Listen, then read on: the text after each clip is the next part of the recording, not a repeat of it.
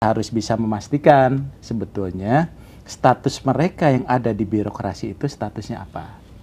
Apakah dia sebagai pegawai negeri sipil atau sebagai pegawai pemerintah dengan perjanjian kerja.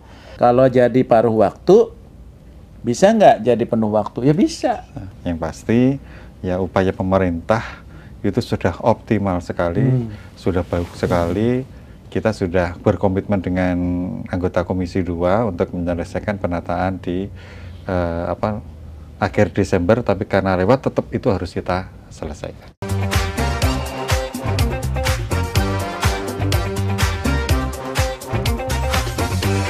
Ini bisa diperjelas Pak, karena memang sangat simpang siur tentang paruh waktu. Yang memang sepertinya banyak orang-orang yang belum paham gitu paruh waktu ini bagaimana. Isunya kan paruh waktu itu jam kerjanya full tapi gajinya separuh. Tapi ada juga yang bilang kerjanya setengah hari gajinya full gitu. Wah enak banget kalau gitu, atau bagaimana gitu, apa benar seperti itu? Bisa atau bagaimana paruh Pak? Waktu semua ya? Iya, paruh Jadi waktu. Gini, konsep paruh waktu itu sebetulnya muncul ketika ada komitmen kita, pertama tidak boleh ada PHK massal. Kedua, tidak boleh ada yang dirugikan ya. Kemudian jangan ada penurunan penghasilan dan sebagainya.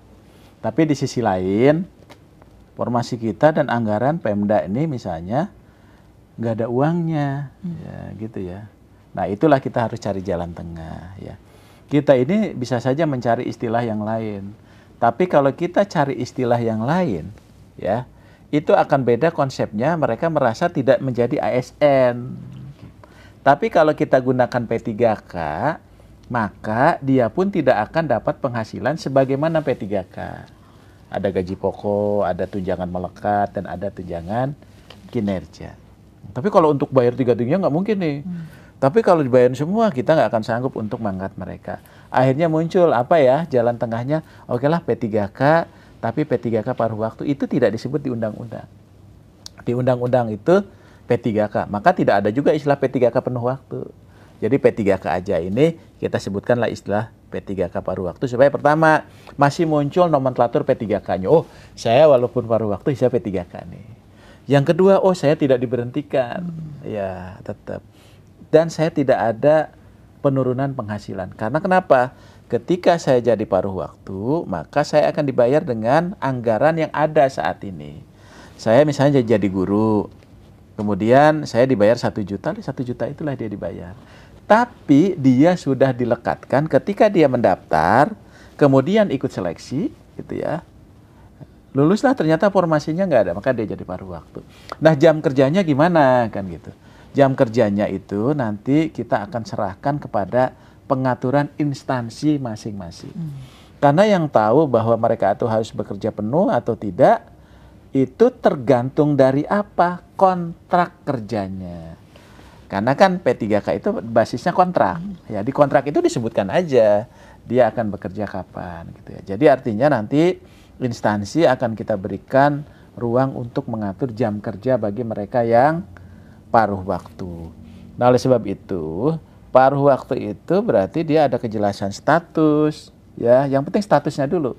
Bagi teman-teman ini kan yang penting statusnya, dan dia tidak diberhentikan sebagai pegawai non-ASN, tetap bisa berlanjut. Jadi kalau ada misalnya ada orang yang tidak menerima, kami tidak mau menerima jadi paruh waktu, kami akan penuh waktu. Kalau menurut saya kita kurang bijak untuk seperti itu. Karena kenapa? Ini pemerintah ini sudah memikirkan ya, Menpan RB atas nama pemerintah termasuk BKN memikirkan itu supaya nggak berhenti, tapi di tengah-tengah keterbatasan anggaran ya dan sebagainya, ini bisa ada kebijakan kita seperti ini. Jadi kalau menurut saya nanti teman-teman yang paruh waktu juga kan suatu saat ketika anggarannya ada untuk bayar, dia beruntung.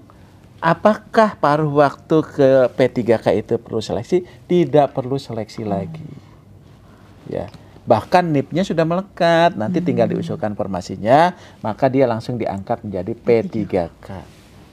Jadi sebetulnya teman-teman tidak perlu khawatir, jangan juga terprovokasi seolah-olah ini akan merugikan dan sebagainya. Justru ini menguntungkan.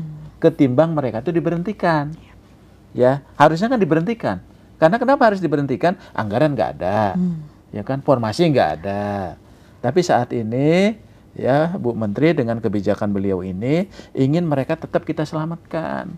Tapi caranya ini dulu ya. Jadi paruh waktu itu adalah jabatan untuk parkir untuk masa transisi ya. Nah setelah itu seharusnya tidak ada lagi yang paruh waktu. Tapi kalau instansi itu punya ketersediaan anggaran untuk belanja pegawainya mencukupi, ya boleh langsung juga semua boleh. Kan kita juga tidak bisa memaksa kementerian, lembaga dan Pemda yang nggak punya uang gitu harus bayar. Ya, karena nanti pelayanan publiknya terganggu. Nah itu jadi nggak perlu khawatir gitu untuk itu. Jadi pekerjaan, waktu nanti diatur oleh Pemda masing-masing. Misal guru kan jam mengajarnya juga sudah jelas, silahkan diatur. Ya. Silahkan diatur. Dan boleh nggak misalnya dia akan dapat fasilitas lain? Ya boleh saja. Ya, mereka juga ikut boleh rapat. Mereka dapat apa dan sebagainya kan boleh-boleh aja. Gitu. Jadi artinya teman-teman, paruh waktu itu adalah memang kebijakan yang memang untuk mengakomodasi. Ya. Ketimbang kita tidak bisa mengakomodasi itu, ya tentunya ini dampaknya juga akan kemana-mana. Ya. Tapi kalau dengan paruh waktu itu kita bisa paling kurang mengakomodasi teman-teman yang tidak ada formasi dan anggarannya tapi mereka punya status hukum yang jelas gitu ya. Nah, siapa saja nih Pak yang masuk ke P3K paruh waktu nih Pak? Jadi P3K paruh waktu itu yang pertama mereka yang terdata dalam database BKN. Prioritas itu ya Pak ya? Itu prioritas. Ya. Kecuali kalau ada kelebihan. Yang kedua bagi mereka yang telah mengikuti seleksi tahap 1. Ya, tahap 1 walaupun dinyatakan nggak lulus, dia jadi P3K karena nggak ada formasinya. Jadi istilahnya nggak ada lulus dan nggak lulus sebetulnya. Jadi artinya yang penting dia mengikuti seleksi. Yang ketiga adalah bagi mereka yang sudah mengikuti seleksi CPNS yang database. Tapi pertanyaannya, kalau saya bukan database, kemudian ikut seleksi CPNS, bisa nggak ikut ke tahap 2? Nggak bisa. Karena dia bukan dalam database BKN. Ini kan banyak pertanyaan. Saya ini nggak bisa loh daftar tahap 2. Ya, begitu dilihat ternyata dia bukan database. Dia ikut CPNS nggak lulus, maka dia terkunci nicknya di BKN. Tapi bagi saya database BKN, saya ikut SKD, ternyata gugur, atau SKB gugur. Maka dia tidak perlu seleksi lagi, dia akan langsung diangkat menjadi P3K paruh waktu. Oke, mudah-mudahan bagi saya sih cukup jelas ya Pak ya, sangat jelas. Mudah-mudahan jelas. Nah, termasuk pendaftar nih yang terakhir. Jadi dia yang ikut, yang dulu tidak mendaftar, kemudian ikut tahap 2, kemudian ada 100, dia ternyata 150, yang 50-nya juga tetap paruh waktu. Tapi kalau misalnya ternyata uangnya ada, ya semuanya jadi P3K. Gitu. Jadi mohon ini ya pemahaman dan pengertian dari teman-teman semua.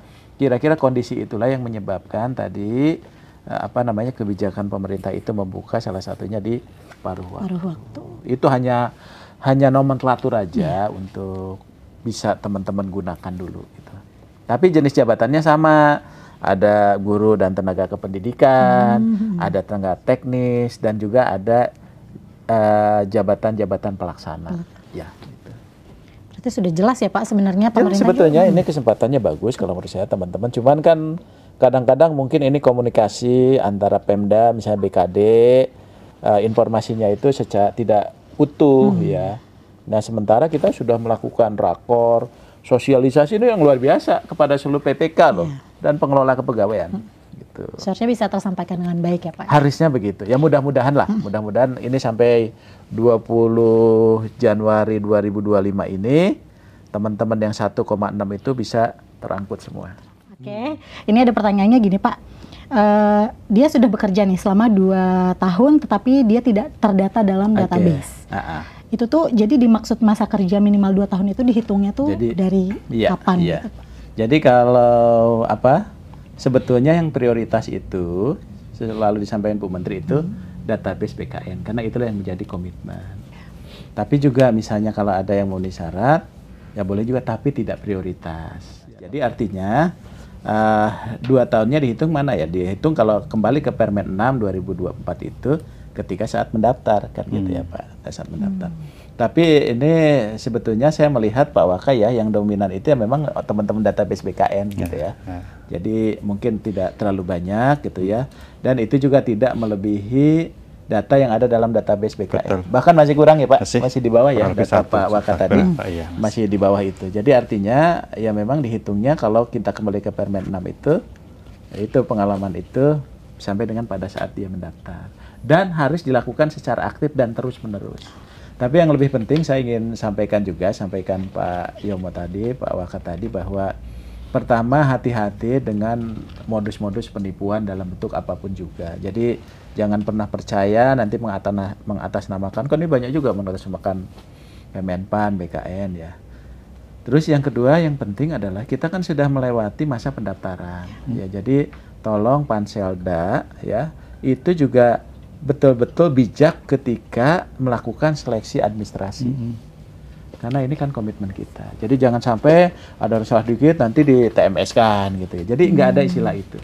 Karena prinsipnya dia mendaftar, dia ikut seleksi, mohon teman-teman di Pemda ini jaga dan bantuin ya teman-teman. Karena mereka sudah punya komitmen, apalagi sudah bekerja ya Pak ya.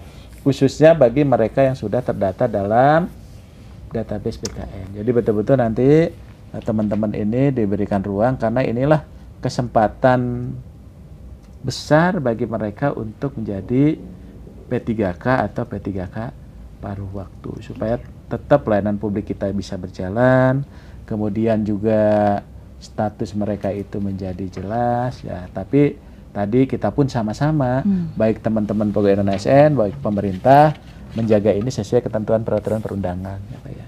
Jadi kalau kesempatannya ini sudah cukup luas lah bagi kita ya untuk memberikan ruang.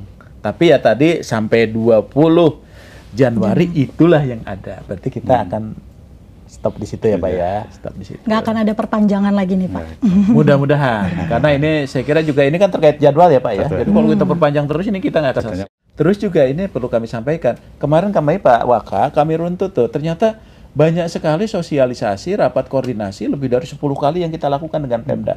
Terakhir kami dengan Pak Kepala BKN, dengan beliau juga, dengan Pak Waka, itu dengan seluruh kementerian lembaga, termasuk coaching klinik. Jadi kita ini udah sangat teknis, ada 4-5 kali coaching klinik Pak, dari mulai 2023 ke seluruh Pemda-Pemda, supaya dia mengoptimalkan tenaga non-ASN-nya. Jadi arahan Bu Menteri, coba ini disosialisasikan terus. Dan itu sudah kita lakukan. Dan terakhir, ketika ada Kepmenpan 15, 16, termasuk jadi surat Pak Mendagri dengan surat Bu Menpan, itu khusus tuh BKN, ya Pak Kepala, Pak Waka dengan timnya itu langsung bergerak. Termasuk juga Bu Menteri menyapa juga teman-teman dari Pemda itu supaya memotivasi, ayo lakukan tata kelola ini dengan baik dan memberikan kesempatan yang seluas-luasnya. Gitu.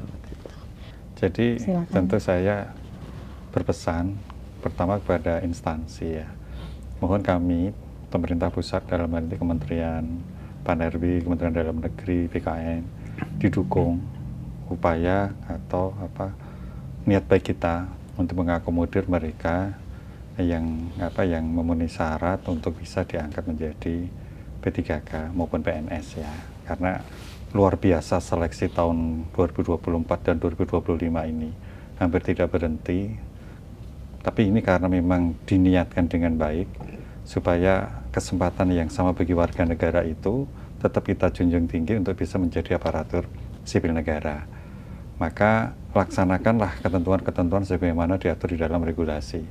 Dan kami mohon juga para tenaga non-ASN ya, tentunya ikuti terus informasi-informasi yang resmi dari Kementerian Pan-RB, kemudian dari BKN. Pokoknya jangan mau diiming-imingi ya, yang itu justru malah merugikan mereka-mereka sendiri. Banyak korban yang karena dia ingin cepat bisa diangkat, segala cara dilakukan, mengeluarkan biaya dan sebagainya, itu menjadi tidak bagus. Kalau ada pertanyaan, ada informasi yang ingin diperoleh, silahkan, kita sudah membuka informasi melalui medsos di Kemenpan maupun di BKN. Ya, jadi jangan takut untuk nanya. Kami akan berikan informasi dengan sejelas-jelasnya. Itu Mbak Dewi. Iya, terima kasih Pak. Jadi memang kita juga nggak boleh abai ya Pak ya. Apalagi maksudnya saat-saat seperti ini memang kita harus terus mengikuti informasi-informasi yang harus resmi ya Pak ya, harus betul, resmi, ya, jangan mudah percaya juga tadi ya Pak ya. Iya. Apabila ada yang mengiming-imingi, oh ini, pokoknya pantau terus situs-situs resminya Kemenpan RB dan BKN ya Pak ya. Iya.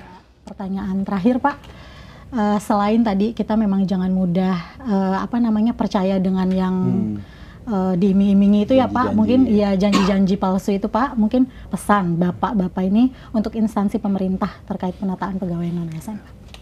Mungkin Pak Yono dulu, silakan Pak. Terima kasih Mbak Dewi.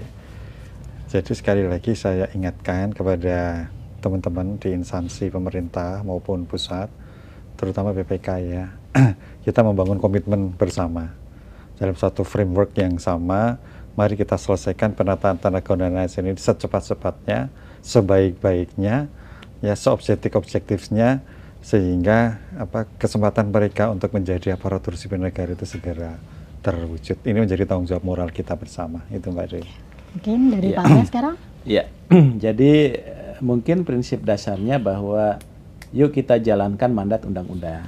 Ya, undang-undang itu memandatkan bahwa kita selesaikan. Basis dari penyelesaian itu adalah database BKN. Supaya kita ada landasan pedoman untuk melakukan itu. Dan kita tidak melebihi dari 1,7. Nah, oleh sebab itu, ini kan sudah optimal sampai 20 Januari 2025 ya. Jadi harapannya tadi kerjasama lah dari Pemda ya, dari kementerian, lembaga dan pemerintah daerah untuk sama-sama mengawal karena ini kerja bersama ya. Jadi walaupun tadi ada problemnya teman-teman di daerah, tapi kan kami juga dengan BKN ikut gabung di situ untuk menyelesaikan. Tapi ini untuk yang terakhir ya Pak ya. Jadi setelah ini mungkin jangan ada lagi. Dan yang terakhir, bagi teman-teman pegawai non-ASN, yuk ikuti aja prosedur saat ini. Jadi nggak perlu khawatir, yang penting teman-teman mendaftar, ya, mendaftar, kemudian ikut seleksi. Makanya tadi mudah-mudahan seleksi administrasi juga, ya dilancarkan lah semuanya. Yuk kita dukung teman-teman pegawai non-ASN yang sudah mendaftar itu. Kemudian nanti jadilah nanti ASN-ASN yang tadi, yang memiliki integritas, yang berakhlak lah, gitu ya, berakhlak. Nah, termasuk nanti ada tugas Pak, selanjutnya pengembangan kompetensinya, pendidikannya diperbaiki, ya, kompetensinya ditingkatkan dan sebagainya. Termasuk nanti dampaknya ke pelayanan publik. Ayo teman-teman semua, ya, dengan kesempatan ini kami dengan Pak Waka ngajak teman-teman Pemda untuk kita bersama-sama menyelesaikan ini. Termasuk juga teman-teman yang pegawai non-ASN yang sudah mendaftar, tetap semangat. Sekali lagi terima kasih atas waktunya Pak Yomo, juga terima kasih. Semoga jawaban-jawaban yang disampaikan oleh Pak Aba dan Pak Yomo ini dapat disimak dan didengarkan dengan baik-baik ya, dan mudah-mudahan semua pertanyaan ini dapat terjawab dengan semestinya gitu. Sekali lagi terima kasih Bapak, terima kasih sudah meluangkan waktunya pada podcast siang hari ini. Sampai bertemu di episode Pojok Bisa Tanya Kebijakan Pak RB selanjutnya bersama saya Hardianti Pratiwi. Terima kasih. Wassalamualaikum warahmatullahi wabarakatuh. Waalaikumsalam.